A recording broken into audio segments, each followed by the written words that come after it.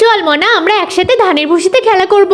বাবু তুমি এখানে খেলো না, তুমি এখন বাড়িতে যাও, নয়তো তোমার মা খুব বকবে। না না আঙ্কেল, আমার মা কিচ্ছু বলবে না। তারপরও তুমি বাড়িতে যাও, সন্ধ্যা লেগে যাবে তো। ঠিক আছে চলে যাচ্ছি। বাবা তুমি ওকে তাড়িয়ে কেন দিলে? মনা তুই বড়লোকের সাথে বন্ধুত্ব করিস না, ওরা আমাদেরকে সহ্য করতে পারে না, এটা তুইও মেনে নে। আরে বাবু তুই খেলা করে চলে এসেছিস কেন?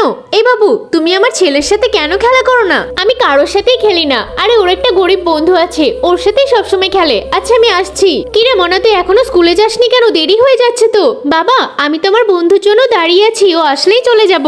ওই তোর বড়লোক বন্ধু, ও তোকে নিতে আসবে না, চল আমি তোকে দিয়ে আসছি। না বাবা, ও অবশ্যই আমাকে নিতে আসবে, আমার বিশ্বাস আছে। আরে বাবু তোর তো অনেক জ্বর, তুই কি করে স্কুলে যাবি? মা তুমি আমার কথা ছাড়ো, তুমি মনাকে স্কুলে দিয়ে আসো, ও হয়তো আমার অপেক্ষায় আছে।